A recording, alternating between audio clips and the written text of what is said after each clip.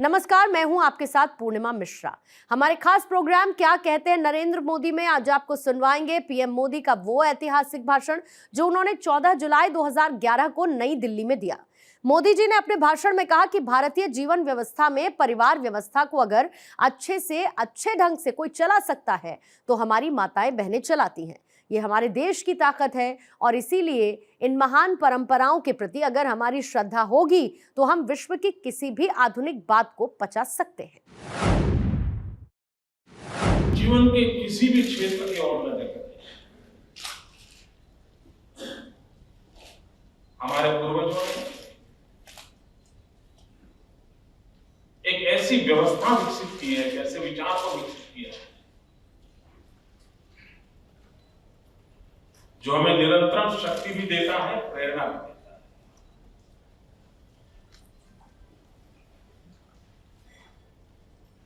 दुनिया में बहुत से समाज ऐसे होते हैं जो रूढ़ि और परंपराओं से निकलने का सामर्थ्य नहीं रखते। हमारे समाज की विशेषता देखिए, यही समाज था किसी युग में सती प्रथा को बहुत ही गौरव के साथ दुहाई देता था। लेकिन यही समाज की विशेषता थी कि उसने ऐसे महापुरुषों को जन्म दिया जिन्होंने ऐसी परंपराओं के खिलाफ लड़ाई लड़ी, इन परंपराओं को खत्म करवाया और समाज को नई चेतना। यानी ये अपने आप में एक शक्ति है कि कभी कभी समय चलते बुराइयां आती हैं, लेकिन वो समाज ज्यादा दे सकता है जिसके भीतर से बुराइयों के खिलाफ लड़ने की ताकतें खड़ी होती है। दुनिया में इस प्रकार की रिफॉर्मिस्ट मूवमेंट इनबिल्ट जहां नहीं होती है, ऑटो पायलट रिफॉर्म अरेंजमेंट नहीं होता है जिस सोसाइटी में, वे कालबाह्य हो जाते हैं, इररिलेवेंट हो जाते हैं। हम ही लोग जो किसी समय जात पात जाति व्यवस्था को बहुत बड़ा महान चीज मानते थे, उस समय में वो दोष पन पे हो। लेकिन यही समाज है जिसकी कोख से ऐसे लोग पैदा हुए। मुझे याद है मेरे गुजरात की धरती पर 400 साल पहले एक नरसिंह मेहता का जन्म हुआ जो उच्च नागर ग्रामीण परिवार का बेटा था और अस्पृश्यता के खिलाफ लड़ाई लड़ा। समाज ने उसको अपने समाज से बाहर निकाल दिया। लड़ाई लड़ा 400 साल तक, तो खुद दलित बस्ती में जाना, दलित बस्ती में भजन कीर्तन करना, ये जो हमारे समाज की ताकत है, समय समय पर ऐसे विचार और ऐसी व्यवस्थाओं को जन्म देना जो काल बाह्य व्यवस्थाओं को दूर करते जाते हैं और हमें कायाकल्प के साथ, नए रंग रूप के साथ उभारते हैं। हम नित्य नूतन होते जाने वाले समाज है। हम पुराने ढर्रे में पड़े हुए सोसाइटी नहीं है। ये हमारी जो छवि बनाई जा रही है वो गलत है। और दुनिया में कोई समाज ऐसा नहीं है कि जो अपने भीतर की कमियों के खिलाफ आवाज उठाने वालों को टॉलरेट करता है। विश्व के किसी समाज को देख लीजिए, उस समाज में जो भी कोई रिफॉर्मिस्ट पैदा हुआ है उसका हाल क्या हुआ।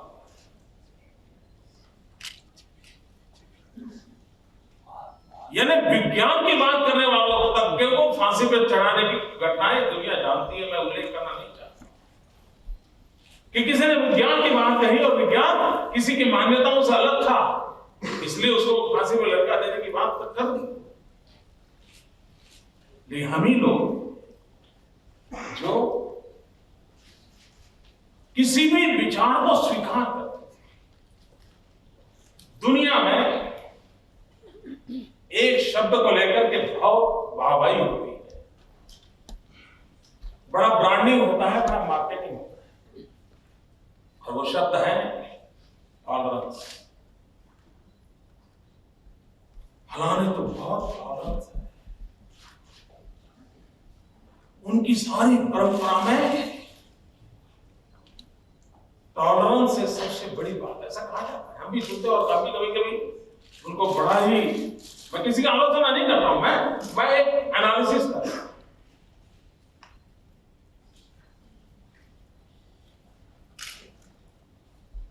क्या ये ठहराव नहीं है?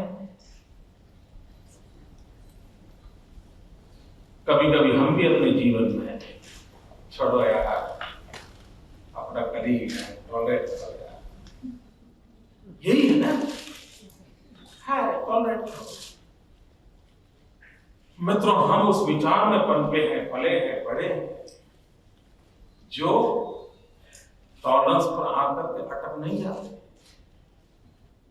हमारी सोच कहती है एक्सेप्टेंस, स्वीकार करने की कोशिश करो, सिर्फ झेलो मत। इतना ही नहीं, आगे हम कहते हैं रिस्पेक्ट करो, आपसे भिन्न विचार होगा, अलग सोच होती, आदत करो, और वही तो प्रगति का आधार होता है। लेकिन विश्व के बहुत सारे समाज ऐसे हैं कि जहां टॉलरेंस का उपदेश तो होता है, लेकिन दो विश्व युद्ध के जनक भी वही होते हैं।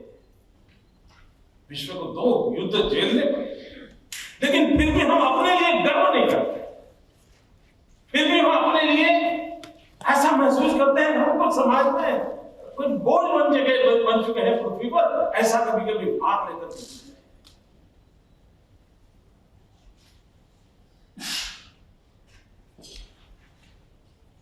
दुनिया में एक सोच की बड़ी तारीफ होती,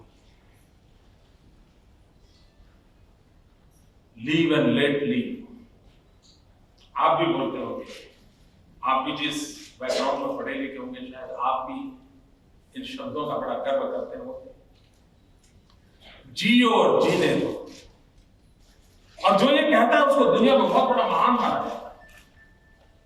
लेकिन जियो और जीने दो एक ठहराव है, मुकाम हो गया, एक पड़ाव हो गया। हम उस परंपरा और संस्कृति के संतान हैं जो यहां ठहराव नहीं है। जियो और जीने दो वहां उठने वाली परंपरा के विरासत के संतान नहीं है। हमें गर्व होना चाहिए कि हम वो लोग हैं जो कहते हैं जियो, जीने दो, और जो जी नहीं सकता है उसको जीने के लिए आप सहायक हो।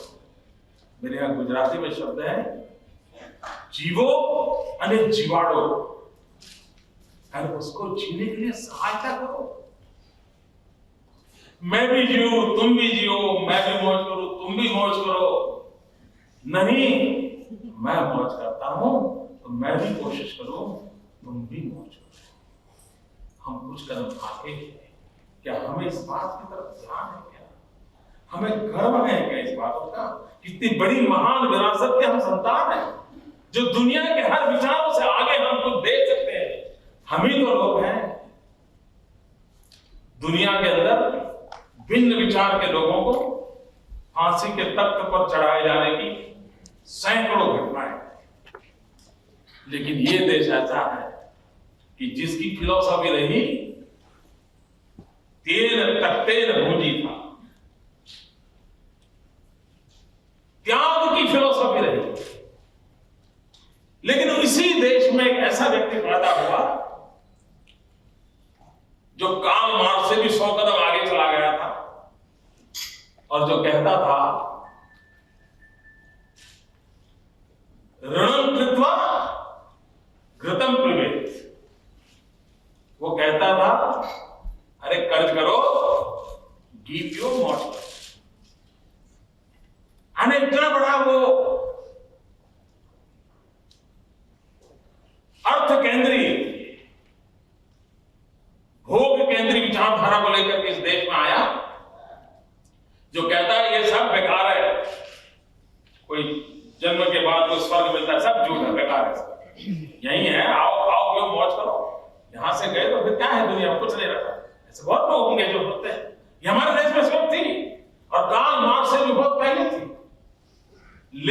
देश ऐसा था, उसको भी ऋषि परंपरा में लिखा, जो इस धरती के विचारों से बिल्कुल मेल खाने विचार नहीं थे।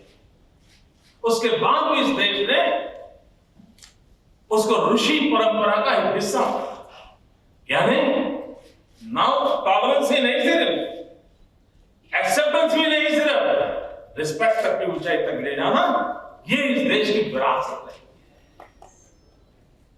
पूरे विश्व को हमारा एक बहुत बड़ा नजराना रहा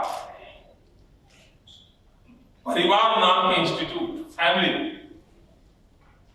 पूरे विश्व के लिए एक बहुत बड़ा अजूबा और हमारे जीने की परंपरा और ताकत के मूल में एक फैमिली नाम के इंस्टीट्यूशन, जिसमें भी हमारे पूर्वजों ने इसको विकसित किया होगा, कितनी बड़ी भेंट सौगात है। आज भी पूरी समाज व्यवस्था के संचालन में परिवार एक केंद्र बिंदु है। और मुझे कहने की जरूरत नहीं है कि भारतीय जीवन व्यवस्था में परिवार व्यवस्था को अगर अच्छे से कोई चला सकता है तो मातृशक्ति चलाती है, माताएं चलाती है। ये हमारे देश की ताकत है। यानी पूरी व्यवस्था के संचालन के केंद्र में नारी शक्ति है। ये हमारे यहां मान्य किया गया है, स्वीकृति। और इसलिए इन महान परंपराओं के प्रति अगर हमारी श्रद्धा होगी तो हम विश्व की किसी भी आधुनिक बात को पचा सकते हैं। मैं उन लोगों में से हूं जो मॉडर्नाइजेशन का पक्षकार, हम वो समाज नहीं हो सकते हैं कि जो आज भी 18वीं शताब्दी के अंदर जीने के लिए मजबूर हो जाए।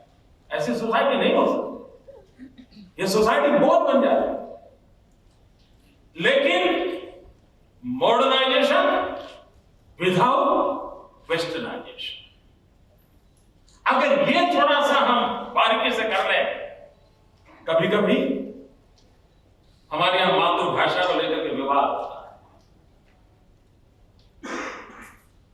मैं इस मत का हूं कि हमारे बच्चों में वो क्षमता होनी चाहिए कि अनेकों भाषाओं को जाने।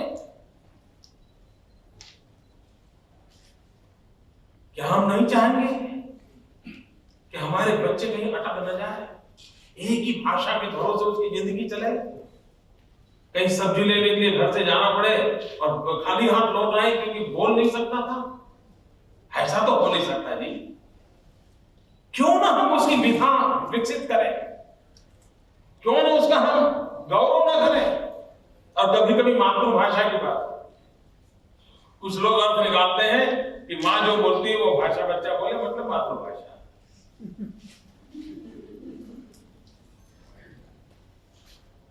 भाइयों बहनों, भाषा भी संस्कार और संस्कृति की परिचय है।